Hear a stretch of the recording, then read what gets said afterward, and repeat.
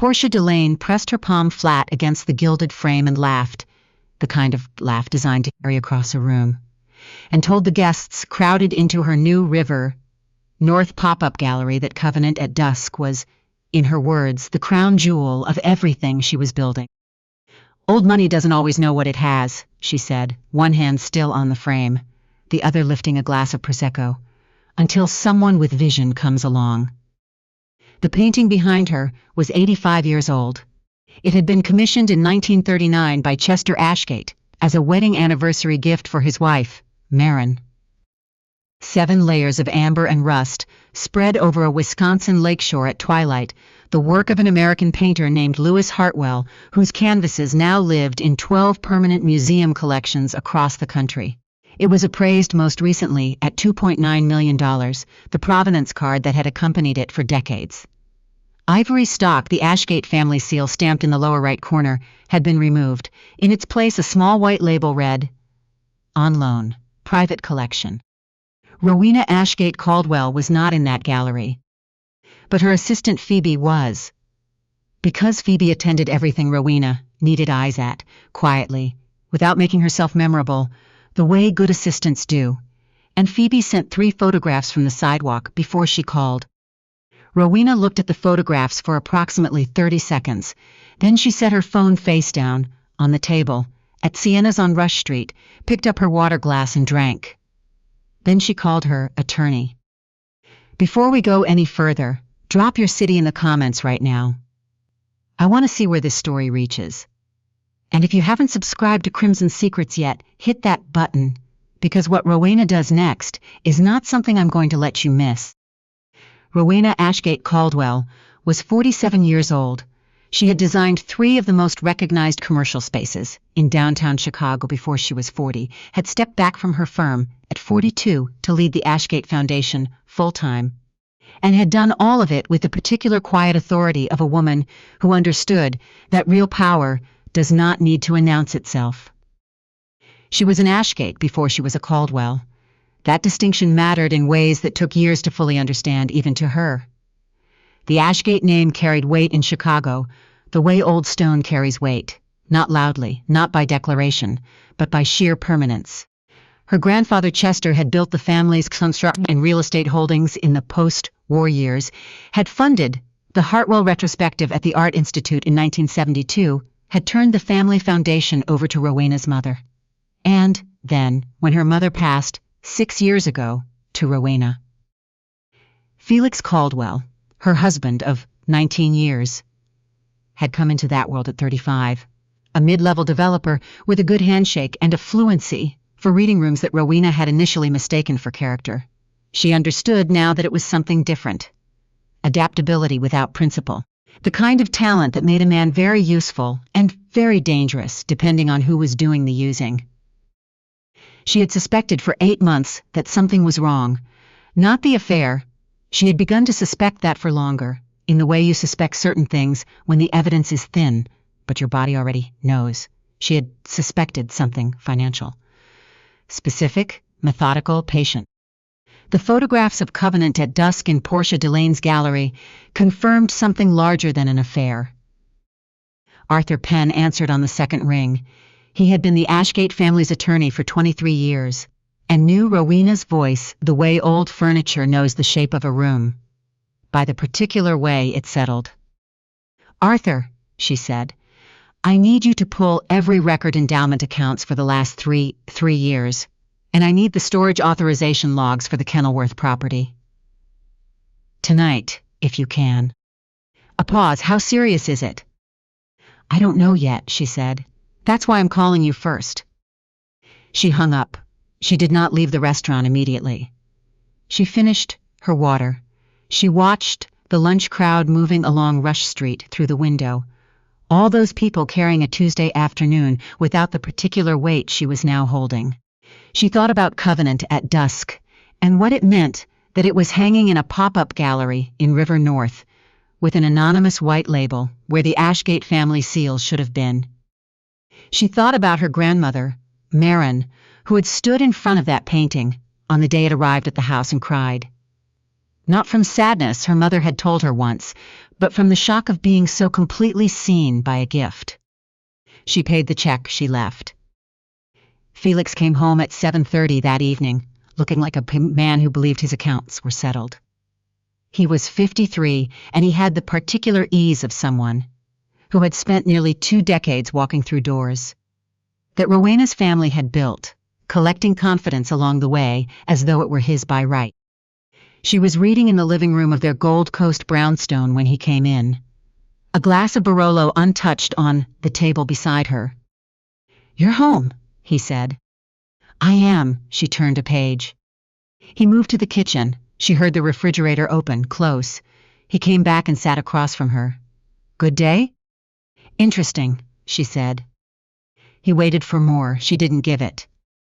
"I saw that Portia Delane opened her new space in River North," she said, not looking up.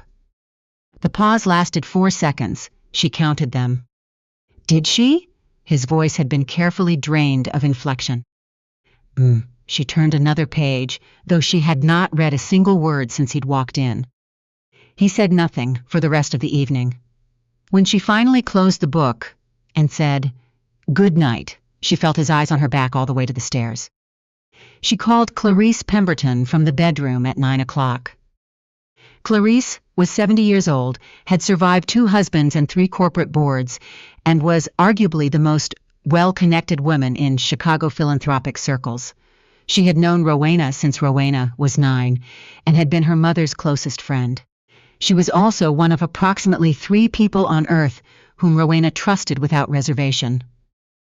"I know," Clarice said, answering before Rowena had spoken. "Phoebe called me an hour ago." "She did?" "I told her to. I'm your godmother, Rowena. I have standing. A beat painting is hanging in that gallery as we speak. I had a contact confirm it at 6 this evening. Louis Hartwell's name is still on it. He's too significant to obscure, but the Ashgate provenance has been stripped entirely. A white label, private collection, nothing more." Rowena closed her eyes for a moment. "Arthur is pulling the storage records." "Good. What else?" "I need to know if she knew." A pause. Portia. If Felix told her the painting was legitimately available, she may not have understood what she was receiving. If she knew. Rowena stopped. "It changes what needs to happen." "And what does need to happen?" Rowena looked out the bedroom window at the Chicago skyline, the lake invisible in the darkness beyond it. She thought about the Lakeside Gala, the Art Institute's annual benefactors' dinner. 5 days from now, the single most important cultural event in the Chicago calendar. Every major donor, every board member, every journalist who covered arts and philanthropy in this city would be there. Louis Hartwell's estate representatives would be there. Rowena had been on the Gala planning committee for 11 years. "I want to do it at the Gala," she said. Clarice was quiet for a moment, then she said, with the quiet satisfaction of a woman who has been waiting for exactly this, "Tell me everything." Rowena told her.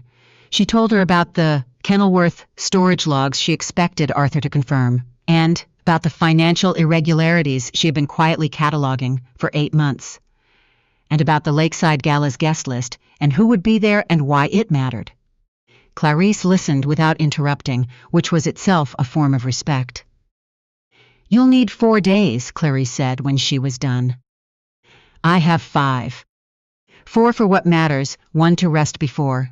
A pause. "I'll start making calls in the morning. The seating committee owes me considerably." Arthur Penn came to her office on Thursday. He spread documents across her conference table without ceremony and looked at her the way he looked at clients when the news exceeded what they'd prepared for. "The Foundation's operating endowment has been redirected," he said. "Specifically, a consulting arrangement established 18 months ago through a Delaware-registered firm called Caldwell Advisory Partners. No verifiable clients, no registered employees, no office address. Over 18 months, approximately $4.2 million has moved from the Foundation's auxiliary account into this entity." Rowena was very still. "The Kenilworth storage authorization was last accessed 14 months ago," Arthur continued. "Felix's signature, Covenant at Dusk was checked out under the notation loan for residential display. No insurance rider filed, no return date, no corresponding agreement. He was building an exit, Rowena said. That's the simplest way to understand it. He was positioning himself, quietly, over time, so that when he eventually initiated a separation, the visible assets would tell a different story than the real one. Arthur paused. The civil case is strong. Criminal exposure depends on prosecutorial interest, but the Foundation Board has clear grounds for an emergency injunction. I can file Monday morning. Monday, she said after the gala. He looked at her for a moment with the expression of a man who had known her for 23 years and was, still, occasionally, surprised by her. Monday, he confirmed. Papers will be ready. After he left, she sat alone in her office, on the 14th floor, and looked at the Chicago River below. She thought about 19 years. She thought about the particular patience required to steal from someone who loves you. The sustained daily decision to continue. She thought about what that said about Felix. Not about his intelligence, about his character. She allowed herself 2 minutes of feeling exactly what she felt, which was considerable and complicated and real. Then she picked up her pen and went back to work. On Friday afternoon at 4:18, her cell phone rang with an unknown number. She almost didn't answer. Something made her pick up. Is this Rowena Caldwell? The voice was young and deliberate, trying to sound more composed than it was. Yes, Rowena said. This is Portia Delane. The silence that followed lasted 5 seconds and felt considerably longer. Rowena waited. I know you have no reason to take this call, Portia said. I'm not calling to apologize. I don't think an apology from me means much to you right now. I'm calling because I need to ask you something directly. Then ask it. The painting, she stopped, started again. Felix told me it was his, that it had been sitting in storage for years, and that you had no interest in it, that anything from before the marriage was his to manage. He said you'd already agreed to that in principle. A pause. That's not true, is it? No, Rowena said, it isn't. A long quiet on the other end of the line. He came to the gallery last month, Portia said, and her voice had dropped now, the practiced quality gone out of it. He walked in and looked at it hanging on the wall, and he was so pleased with himself. I thought he was proud of the space. A pause that carried weight. He was proud of getting away with something. Yes, Rowena said, that's what that looks like. I didn't know, Portia said. I need you to understand that. I would not have. She stopped. It doesn't matter what I would have done. What matters what I'm going to do. Rowena was quiet for a moment. She thought about everything she had planned for the gala. About Clarice, who had spent 4 days making calls. About Arthur's injunction, waiting in a file on his desk. About the Art Institute's East Wing, where Covenant at Dusk was slated to appear in the Lewis Hartwell retrospective next spring. A loan Rowena's mother had arranged in 2018, 3 months before she died. The gala is tomorrow evening, Rowena said. I know. Come, and when the moment arrives, let me do what needs to be done. I'll handle the rest. A very long silence. Long enough that Rowena checked the screen to confirm the call hadn't dropped. Why? Portia asked finally. Why tell me instead of just? Because what Felix did, he did to both of us, Rowena said. In different ways, with different tools. But he treated us both as resources to be managed. And I would rather you be present when that's made clear than read about it in the Tribune on Sunday morning. Another silence, then quietly. All right. Rowena hung up. She sat for a moment with her hands flat on the desk. She had not planned the phone call. She had learned over 47 years that the plans you make are only as good as your willingness to change them. She had changed this one. She had taken an unexpected variable and turned it into something that served the truth. She looked out at the river in the late afternoon light and felt the structure of the following evening settle into something clean and complete. The Lakeside Gala began at 7. Rowena arrived at 7:42. She wore a dress the color of deep water, navy so dark it read almost black under interior lighting, structured bodice, narrow skirt that moved without announcement when she walked. Her jewelry was her mother's, a diamond and platinum brooch in the shape of a spray of wheat, worn at the collar, the kind of piece that didn't compete with the room but made everything around it look more considered. Clarice had suggested it. Rowena had agreed immediately. Phoebe had confirmed at 6:15. Portia Delane had RSVP'd as a last-minute addition, sponsored by a board member who owed Clarice a favor, seated at table 16, near the east windows within clear sight of the room's central focal point. Felix had requested table 9. By Clarice's arrangement, he was at table 22, near the service corridor, after a seating error discovered too late to correct. Table 9 held the Lewis Hartwell's estate representatives and 2 Art Institute trustees. The Art Institute's Great Hall had been dressed for the gala in the way it always was. Long tables, under the vaulted ceiling, candlelight pooling on white linen, serious work on every wall. Rowena had been to this event 17 times. She knew every corner of it. She knew where the sound traveled and where it pooled, which columns the photographers favored. The particular way this room went quiet when something mattered. Clarice found her within the first minute, falling into step beside her without breaking her own stride. "Felix arrived 20 minutes ago," she said. "He asked about the seating." Sandra, the event director, was apologetic and immovable. A slight pause. "He's been watching the entrance.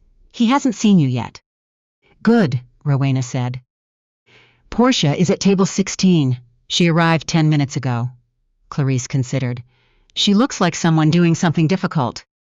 "She is," Rowena said. She stopped to speak with people she knew, a trustee from the Chicago Community Trust, a collector from Lincoln Park, whose family had known her father, a journalist from the Tribune's arts desk named Stuart Webb, who covered philanthropy and governance, and who had received a call from Arthur's office on Wednesday morning. She gave each of them her full attention. She listened. She asked about things they had mentioned at previous events: a daughter's thesis, a husband's recovery, a gala opening in Wicker Park. She was genuinely interested in all of it, because she had always been genuinely interested in people, and the genuineness of it was exactly why she was, in this room, among these people, the one they moved toward. She heard Felix's voice before she turned around. He was 20 feet away, near the bar, and he had seen her. She knew it, by the way. His last sentence cut itself off, in the middle, the body processing the surprise faster than the mouth could react. She waited 4 seconds before she turned. "Felix," she said pleasantly, as though encountering him was precisely as expected. He crossed to her, the controlled walk of a man who has decided that control is the only thing he still owns. His eyes moved over her dress, the brooch at her collar, with the rapid assessment of someone calculating exposure. "You look," he stopped. "Thank you," she said, as though he had completed the sentence adequately. "Can we talk?" His voice was low. "Before dinner, outside." "I don't think so," she said. "The seating bell will ring shortly. Let's enjoy the evening." Something moved across his face. "Rowena, the threat of urgency in it, please." She looked at him directly, and she let him see something in her expression. Not anger, not grief, just the absolute clarity of a woman who knows exactly where she stands. "This isn't the moment," she said quietly, "and you know it." She turned back to the conversation. Felix didn't leave immediately, but he didn't speak again either. After 30 seconds, she heard his footsteps move away. Dinner was served. Rowena ate. She talked about the Hartwell retrospective, about the Foundation's new arts education initiative in Woodlawn, about the Garfield Park conservatory restoration she'd been quietly funding for 2 years. She was present in every conversation the way she had always been present.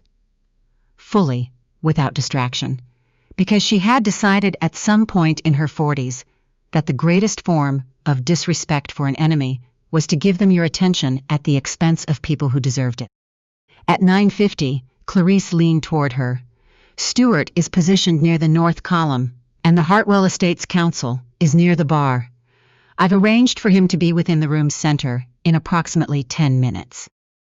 Rowena set down her fork. She touched the brooch once, lightly.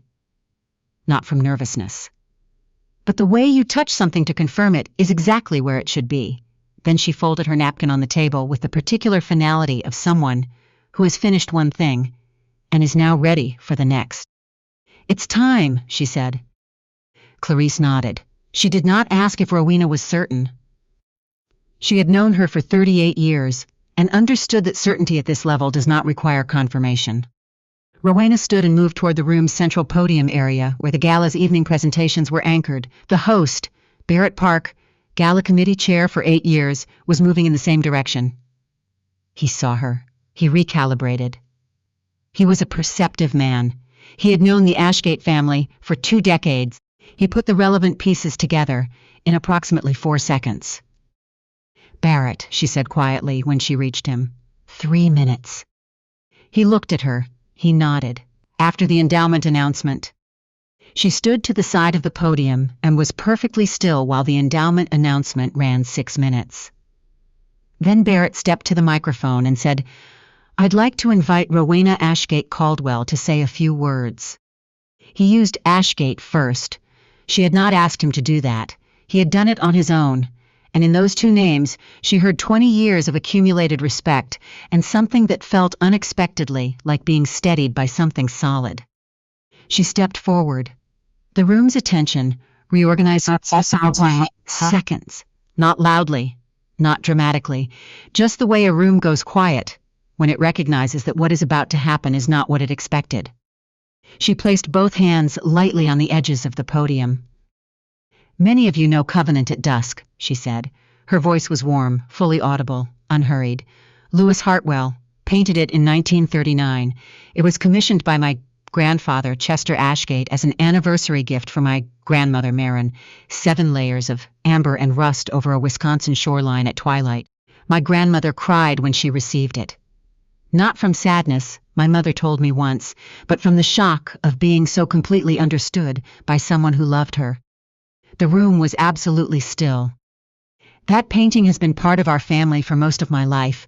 It was lent to a traveling exhibition in 1994. It was appraised twice. It was featured in the Hartwell catalog this institution published in 2012. It was going to hang in the East Wing during next spring's retrospective, on loan from the Ashgate collection, as my mother arranged before she died." She paused. "And 3 weeks ago, it appeared in a River North gallery. Its provenance, stripped, under the notation, private collection without my knowledge or my consent. No chair scraped, no glass was set down. I am not telling you this because I want sympathy. I have never wanted that. I'm telling you because this room, this community, the people who have cared for art and for legacy in this city for generations, you deserve to know the truth about what the Ashgate name represents and what it does not. You deserve to know that it is not available as currency, not as collateral, not as a gift for someone to give away without permission." She looked out at the room. "And you deserve to know that I am still here, standing at this podium in the tradition of what my family has built, and I am not diminished, and I am not finished. And Covenant at Dusk will be home by tomorrow morning." She stepped back from the microphone. The applause started with Clarice and moved through the room, the way fire moves through dry paper, fast, then total. It was not polite applause. It was the sound of a room that had been given something true in a space where truth is not always the primary currency. Rowena walked back toward her table at the pace she had decided upon before leaving the brownstone that evening, not hurrying toward anything because everything was already coming to her. She did not look toward table 22. She did not need to. She could feel Felix from across the room, the way you feel a drop in temperature. The specific cold of a man understanding that the story he believed he was telling has just been taken out of his hands by someone who was holding a better one all along. She had just sat down when she heard it, the sound of a chair pushed back with too much force. Then footsteps. She didn't turn. Felix arrived at her left side. His face had the construction of a man, using every available resource of composure on the surface, which left nothing for his eyes. "What did you just do?" he said. It was not a question. "I was transparent with a community I've been part of for 17 years, she said, pleasantly. Is there something about that you'd like to dispute in front of the people who are listening? He looked around the room. She watched him read it, the faces, the postures, the attention being paid to this table, with varying degrees of pretense. She watched him, understand that the room had chosen a side, and it was not his. He sat down. Not at her table, there was no chair for him there, which was not accidental, but in an empty seat 2 places to her left, because standing was worse. "What do you actually want?" he said. His voice had dropped. The performance was mostly gone now, replaced by something rawer and more honest than anything she had heard from him in years. "I want the painting returned. I want the Foundation's accounts restored. I want Arthur's injunction to proceed without contest on Monday morning." She met his eyes calmly. "Those things will happen regardless. The question is whether you cooperate or make them harder. For yourself." He stared at her. "The Delaware accounts, how much do you?" "Arthur has full documentation. So does the Hartwell Estates Council, who is standing near the bar and has been briefed. And so does Stuart Webb, who is 8 feet behind you." Something moved through Felix's face in rapid sequence. Shock. Calculation. Something that looked briefly like despair, before he sealed it back behind the remaining architecture of his composure. Then, from across the room, movement. Rowena saw it before Felix did. Portia Delane was walking through the tables toward them, moving with the specific determination of someone who has made a decision and is executing it before the second guessing can begin. She was 25 years old, and she was wearing a simple black dress. And she looked, in this moment, not like someone who had won anything, but like someone who had decided the only thing left worth doing was the honest thing. Felix saw her at 10 feet. His face did something involuntary and complicated. "Portia, a warning." She didn't look at him, she looked at Rowena. She stopped at the table's edge. "Mrs. Caldwell." Her voice was steady. It was costing her. "Miss Delane," Rowena said. "The painting is at the gallery. I've instructed my assistant to release it to whoever you send. Tonight, if that's what you want." A pause. "Felix told me it was his to give. That it came from his family. That you had no interest in it." Her voice went lower. "I know now what it is and where it belongs, and I'm sorry for my part in it, even the part I didn't know I was playing." The room around them had stopped pretending entirely. It was the Metropolitan Museum of Art at the Crescent Moon Ball, or it was the Art Institute at the Lakeside Gala. And what was happening at this table was the kind of thing that would be remembered and discussed in this city for years. And everyone present understood that, and the understanding had produced a collective stillness that was not uncomfortable but loaded, the way air feels before rain finally arrives.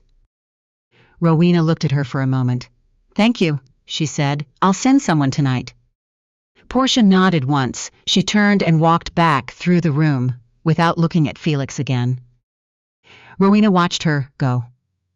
There was something in the way she carried herself, straight, deliberate, the bearing of someone who has just done a difficult thing and is holding it correctly, that Rowena found herself unexpectedly respecting. She looked at Felix. He was looking at where Portia had been. His face was the face of a man watching several things collapse simultaneously. The scheme, the narrative he'd been building with board members, the composure he'd worn into this building like a coat, all of it going at once, in front of everyone who mattered. "I think you should go home tonight," Rowena said. "Have your attorney call Arthur on Monday morning, and understand that what happens next depends entirely on how cooperative you choose to be from this point forward." She paused. "I'm not interested in destroying you beyond what is legally necessary, Felix. I never was. I'm interested in what is mine, all of it, back." He looked at her for a long moment.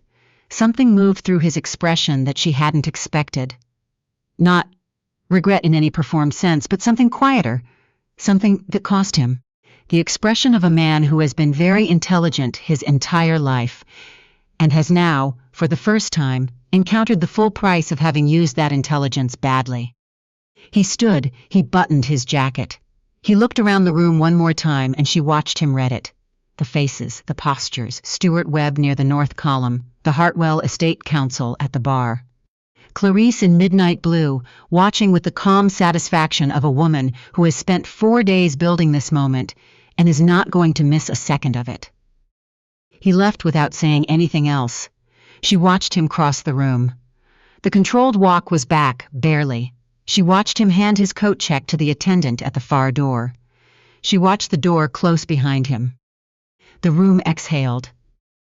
Not audibly, but the quality of the air changed, the held breath tension, releasing, all at once.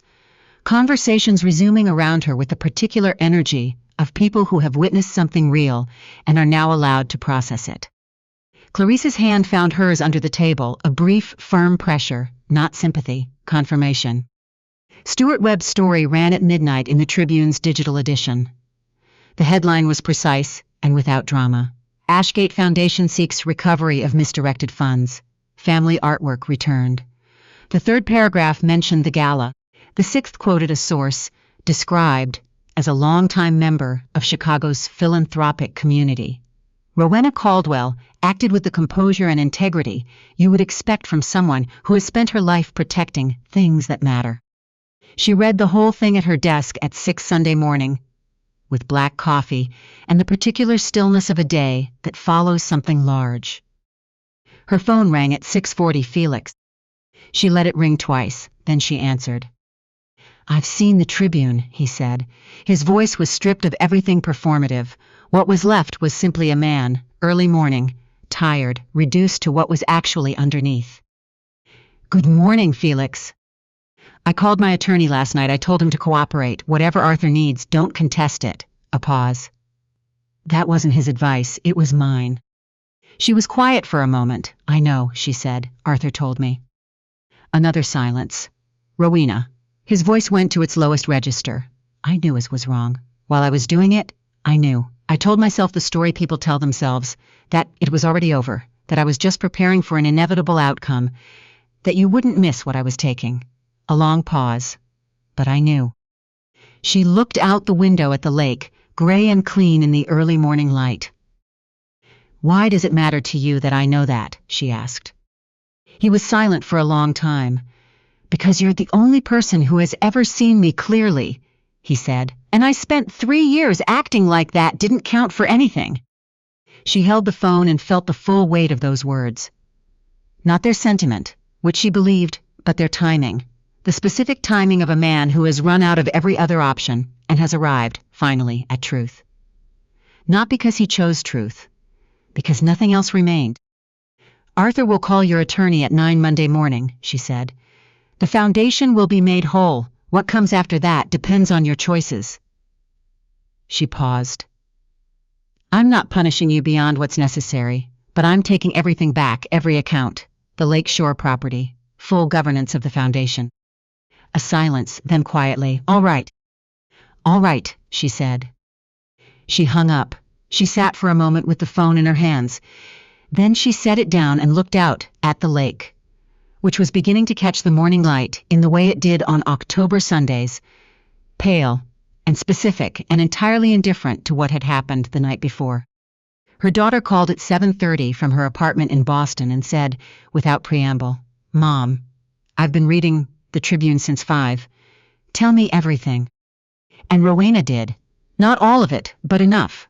Enough for her daughter to say, at the end very quietly, Grandma would have done the exact same thing. Which was the truest thing anyone said to her that week. At 10 o'clock Sunday morning, the painting arrived at the Lake Shore house. 2 handlers in white cotton gloves lifted it from the crate. Rowena stood in the front hall and watched them unwrap it. Amber and rust Wisconsin shoreline at twilight, all 7 layers of Lewis Hartwell's patient attention to what light does when it is about to leave. She had seen this painting her entire life. She had grown up with it, had measured her height against its frame when she was small, had stood before it on the morning of her mother's funeral, and felt something transfer between them that she still could not name. She had it hung back in its place before noon. Then she went to her desk.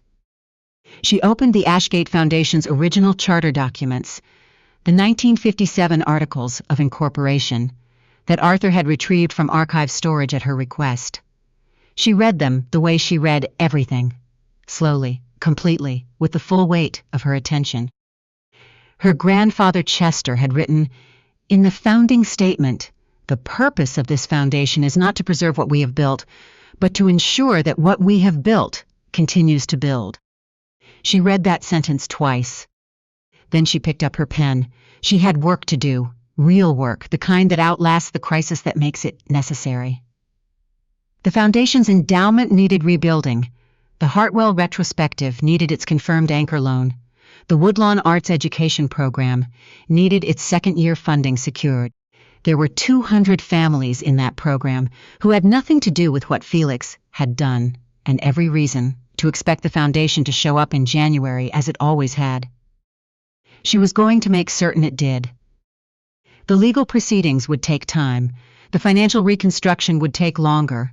She knew what the next year would require of her, and she did not flinch from any of it. But sitting at her desk on a Sunday morning in October, with Covenant at dusk back on the wall in the next room, and the foundation's charter open before her, and the lake visible through the window in its clear autumn light, she felt something she hadn't felt since the photographs arrived on a Tuesday afternoon 3 weeks ago. She felt like herself, not the version of herself that had been running the crisis, controlled, strategic, immovable, the other one, the one who had been here before all of it, and would be here after. The one who had spent 47 years building things that mattered because she believed, in a way that required no audience and no argument, that building things that mattered was the only honest way to spend a life. She was Rowena Caldwell.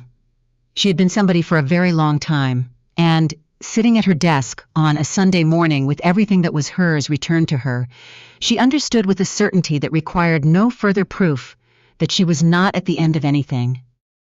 She was, as she had always been, exactly at the beginning.